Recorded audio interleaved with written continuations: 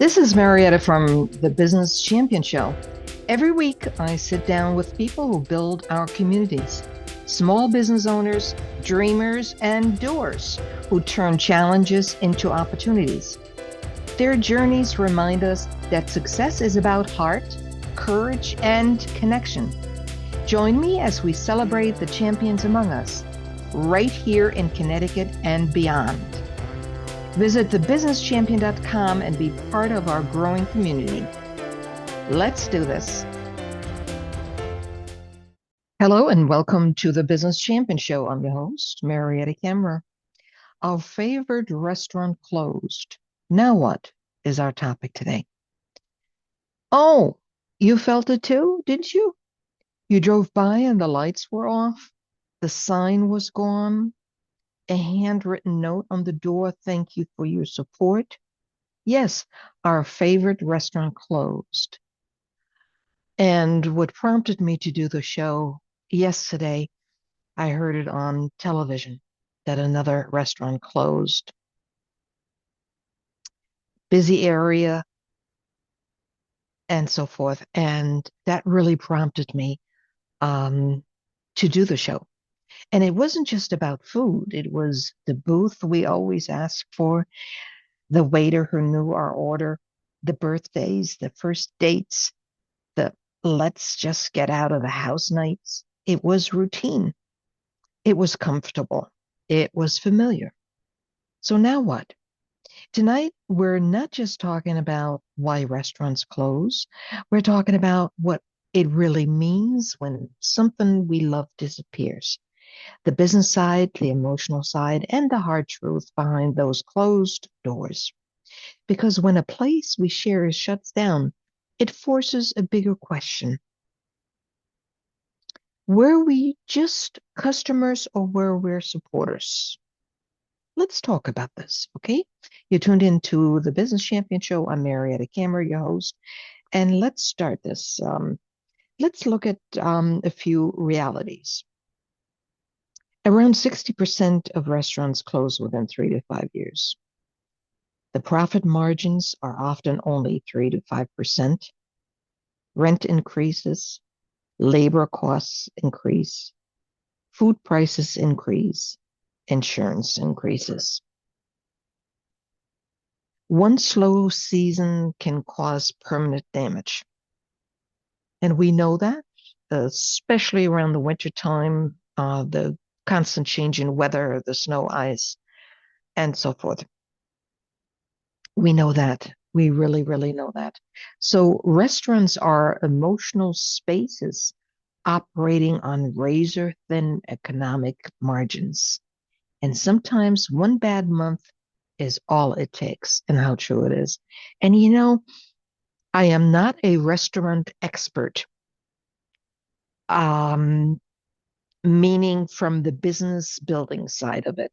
I do have restaurant clients, but I have no experience in working with the restaurant business. And when I thought about this, and especially with the food prices, the increases, from week to week, and you run an an operation, a business, and you have certain set prices, and this constant, you go shopping in this constant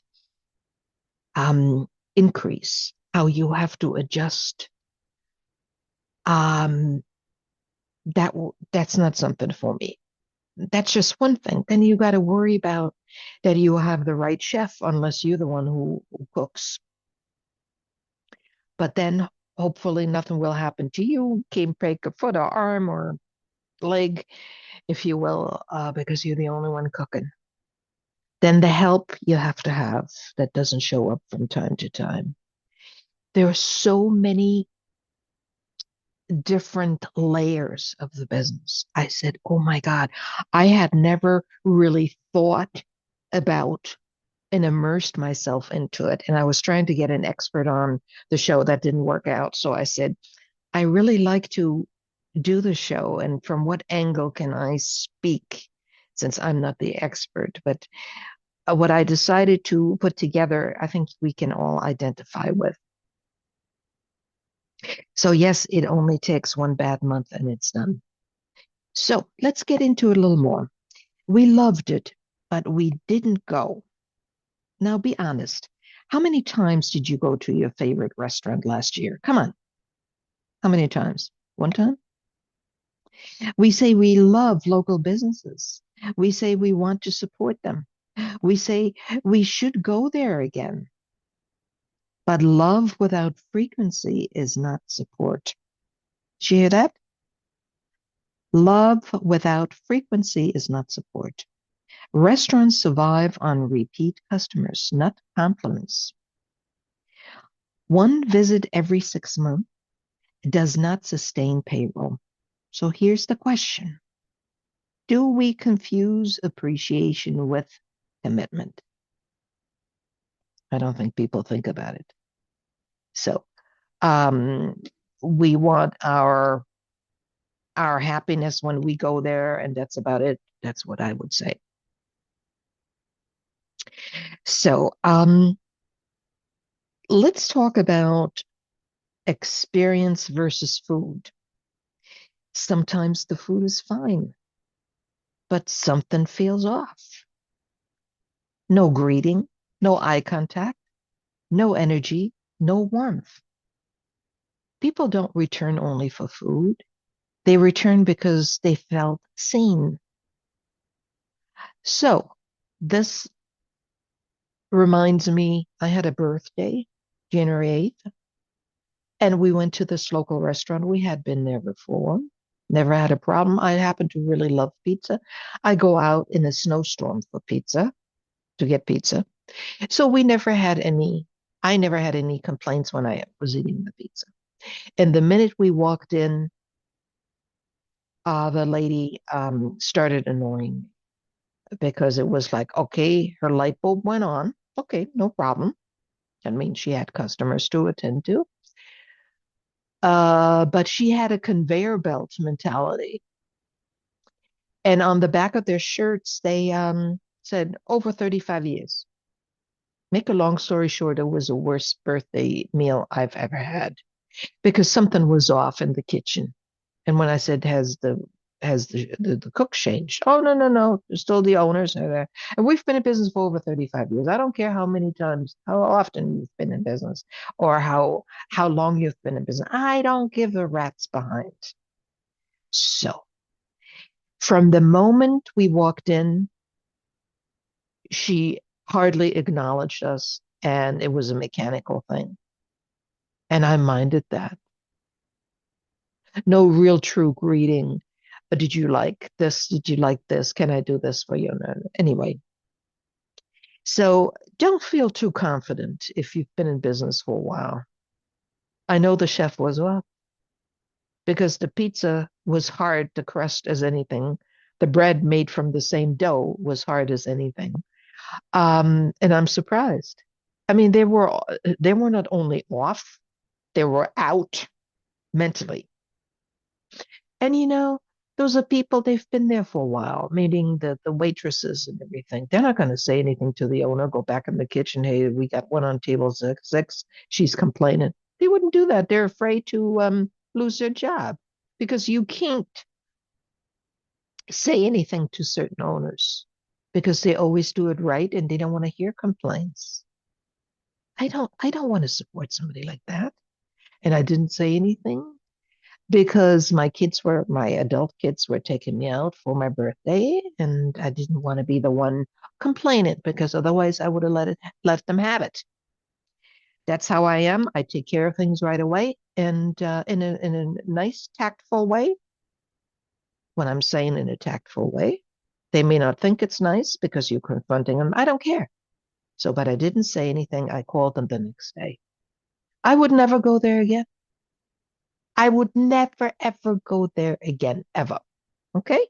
So when you're overconfident, that's what I'm saying. That's very dangerous when you're overconfident. Anyway, again, people don't return only for the food, they return because they felt seen. Well, she doesn't even know, the waitress doesn't even know what that means. I'm not trying to be nasty, but that's the way it is. They never learned anything. because the attitude is from the top down. We are it, take it or leave it. So what do you want from the employees? They have that attitude too, and that's it. So you don't like it, don't come back. That's okay. When was the last time you went back somewhere because of how you felt there? Hmm. Now let's flip it. Do we expect five-star hospitality at fast food prices? Of course not. Who came up with this? It must have been my secretary that put this in. Do we expect five-star hospitality at fast food prices? Of course not. You don't even think about that. You will notice it, but of course, you don't expect that. Are our expectations realistic? Yes, I think they are. Many, many times. Connections matter, but sustainability matters too.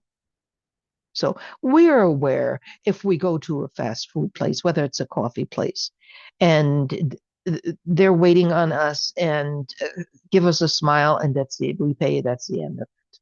So, but when we go into restaurants and spend some time in there, we do have different expectations.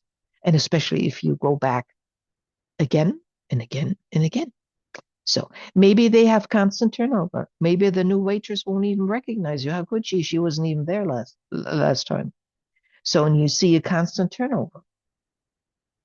So, but anyway, there are a lot of things. Let me not step aside here from my path. Pricing and expectations. We complain when prices go up. Of course we do. But we also complain when service is slow because they are understaffed. Yes, we do. And especially when we really have to wait. And I just would never go back there again. It just, that's just how it is. Higher wages mean higher menu prices. Rising food costs mean smaller margins. Do you know when I put this together, this segment here, I really always immerse myself into what I'm doing. And what a tough job, what a tough business to run. You know, the main thing is you have a place, you have a beautiful decor. Now the product has to really stand what you're offering, and is it competitive, and is it unique enough? Then you have to have the right chef if the owners are not cooking, right? So, and then you have to have other help. Oh my God. Oh my God. And I remember meeting a lady in Fairfield, early 2000. And I was very impressed with her. And she's still in business in Fairfield. And she has had uh, different uh, venues, meaning uh, she downsized, she upsized again, downsized again over the years. And it's so true. I haven't talked to her since 2000, but I see her on social media from time to time. And it's not how big you are, it's how consistent the customers are. And she has a small place in Fairfield. She always has the latest. She always adheres to the holidays and always has great programs going on, great suggestions for this event, for that event. Um, and I have to tell you, she has a small, intimate place, but it's not how big you are. And then I know of people, they opened up a big place in New Haven, big steakhouse. People come from all over. And he's been on my show as well. And they had a place here in when Trumbull. And they finally opened up a big steakhouse at least 5 years ago in New Haven. Now it must be five years. And people just love it. So it's a really scary situation because they really need money every time they make a step. I mean, big time monies, you know?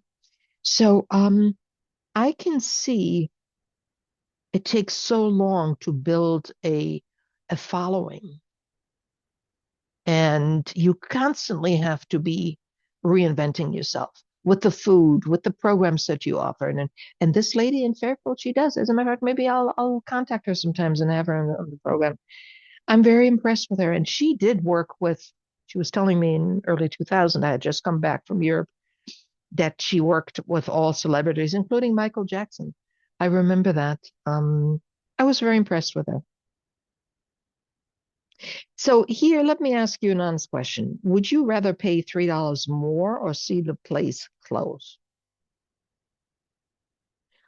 I would say people will answer this differently. Even though they love the place, they wouldn't give you $3 more. Some people are like that. And some people, when you have a royal following, they would say, of course, there's nothing to discuss. Of course, I pay $3 more. But there are people like that. The other way around. They wouldn't give you the $3. Absolutely not. So I know my family, they constantly find new places because this is something my daughter loves very dearly. So my son-in-law. So they constantly look for new places, new dishes. That's very, very exciting to them. They really enjoy that the journey, and they spend any money that whatever money takes. But then they also revisit and have takeout from certain places. They do that all the time. They do takeout 4 days a week. Now, my family works in the medical field. Yes, this is very, very costly. I would, if I did that, um, I'd be as big as a house, or two houses, or three houses. I couldn't do that. I would just, that would be detrimental for my health. I couldn't do that. And my wallet as well. You've got to have the means. As a matter of fact, I have a very good dear friend, and he's not married. He has all different work hours. We were talking about Robert Adamo. You've seen him on television shows. And he works odd hours, and sometimes he gets to eat breakfast at 3 o'clock in the afternoon. So um, he has to look at some of the restaurant menus. Okay, what do I feel like eating? And then Uber comes. And then he has to do the same thing at night. So he his bills run up quite a bit. If he does that every day, and he does, occasionally I have heard him say, "Oh, I have cooked this," or "I have heated up that." But most of the time, I tell you, it's close to 2 grand, because every meal ends up being almost $50, if not more, depending on if he orders one or two, because the Uber price is the same. So it's the delivery. Oh my God. Can you imagine what you can do with 2 grand? I don't eat 2 grand with the food. If food is very expensive, even for one person. Yeah. So, but if you prepare it yourself and if you shop smart, and you still don't come up with 2 grand, you know? So no, no, no. This would not be for me going out to eat. Even if I said, "Ah, the heck with the money," I wouldn't do it. I wouldn't do it. I just don't. I don't want to. I wasn't raised that way. I don't want that. Occasionally, I like to go out and eat something that I wouldn't fix. Like I cannot make pizza. I cannot make pizza. I could if I learned it, but I had no interest. Have had no interest so far. So, so going out for really good pizza, I love that. Um, yeah, or for a really good steak. Of course, I don't know how to cook steak. Have not been taught, have not had the interest. So that I would go out for, absolutely, and I would really enjoy it. Remember the Peppermill Steakhouse here in Westport? Remember that in the 70s and 80s? Oh my God, that was the big thing. When you walked into um, I think they have Goodwill in that area now. Goodwill in Westport, yeah, on the Post Road. And that's where the steakhouse was. And I'm telling you, that was something terrific. It was dark as anything when you walked in, and just the smell of the charcoal meat. Oh, and their bread was good. And then you were seated and you still had these candles, real candles on the table. It was dark as anything. You could hardly read the menu. And so a baked potato with sour cream or butter, and this great steak, and the salad bar. Oh my God, that was great. That was a big deal. I remember that. I remember going with my family. We went there quite a bit, and it was something special. It was a treat, and it was something special. And of course, the charcoal flavor and the smell in the place. I loved that very much. And yeah, very diet conscious. Of course, that was a big thing, the salad bar, you know. It always is. A salad bar is still exciting to me up to today. Of course, I don't have a salad bar like that in my refrigerator. I have maybe, I won't even tell you, but maybe five different items that I put in my salad, but nothing like, oh my God, you know what I'm saying. I don't need to. So anyway, um, so the question was, are we willing to pay for it? The restaurants, instead of letting our favorite restaurant go out of business, are we willing to spend more? Some people say yes, some people say no. Hey, it's a personal thing. Now, changing customer behavior. Now, our habits have changed. Delivery apps, eating earlier, diet trends, intermittent fasting, and I can relate to that. Intermittent fasting, I have to be done by 3 o'clock. Intermittent fasting works great for me. And I know my cutoff point is at 3 o'clock, nothing later. So that was a big thing. That was a big thing for me. Health conscious eating, watching spending more closely. That's true.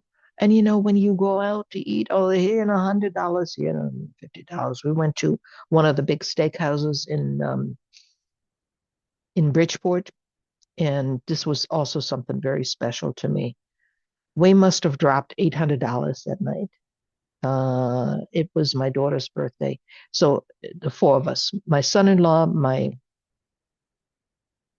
grandson, my daughter, myself, we must have spent $800 between the appetizers and everything else. I think 600, not 800, 600. Now that's a lot of money. Do I eat as one person? My cat doesn't even, between me and my cat, we don't even spend $600 a month. But anyway, it was something very, very special. It was a special day. Now, our lifestyle shifted. Did restaurants shift with us? Are restaurants failing, or are they failing to adapt? And here's another truth. Sometimes we stop going somewhere and never tell them why. Silence is deadly in business. That's true. So, and when a restaurant closes, we feel loss. Why? Because it wasn't just food, it was first dates, family dinners, celebrations, comfort. Yes, comfort. Restaurants are emotional anchors in communities. Sounds so true. So, but emotions alone doesn't keep the lights on. You find pizza places opening up here, there, and everywhere. So we used to be able to really make a good profit margin on the pizzas. Yeah. So no, even with that now, we got to be very, very careful because the competition is very, very stiff. And you have to prove yourself. I had a great client. They were in business for a year, and I met them right about. They were in their 7 month already, and I said, from the business side, how did you advertise? Did you immerse yourself in the community? Oh yes, we brought food over to this organization to that, but we never heard from them. I said, did you call them up? How was the food? No, we didn't do that. So a lot of owners don't know acquisition. They feel they bring you some food, they expect oodles um, of orders from that person or from that source. That's not how it works. You got to work the acquisition part of it. And I came in there too late because they had one foot out the door already. They just really couldn't manage money wise. They couldn't. And of course, I worked with them for about 2, 3 months, and then they said they're selling the business. You know, he had a little bit of experience working in the restaurant business, and she came from a total, his wife came from a total different arena, and she called the shots, really. She's never worked in a business ever. She was drawing a good salary, and she called the shots. And that's not always optimal because in her profession, she gets a paycheck. She doesn't know how to knock on doors and say, hey, we're the new people on the block. Come and try us. And this is what I have for you. Come see us on Saturday. The dinner's on us, or the appetizers on us, or whatever. So some of these people that don't have business experience and think they do, well, they don't. And they were great people, but it was too late. It was really, really too late. No radio helped them, nothing, because they made up their mind they were going to go. And another thing, they didn't have a liquor license. They didn't have a liquor license. You can't just sustain on food alone. I know that. I'm not a restaurant expert, but I even know that. So, anyway, maybe the real question isn't why do restaurants close? Maybe the question is, what kind of customers are we? If you love a place, go. Bring someone, leave a review, tip fairly, return. Because compliments don't pay the rent. And being someone's favorite is not enough to stay in business. So, and maybe that's the quiet lesson in all of this. Restaurants don't usually close overnight because the food wasn't good. They close because margins are thin, costs rise, habits change, and loyalty doesn't always translate into consistent support. We say, I love that place, but love in business has to show up on a Tuesday night, not just on special occasions. So the next time you find a place you truly enjoy, a restaurant, a small shop, a local service, don't just call it your favorite. Support it, visit it, talk about it, bring a friend. Because once the lights go out, the memories are warm, but the doors are still locked. Until next time, let's not just enjoy the places we love, let's help keep them alive. Till next time, I'm Marietta Cameron.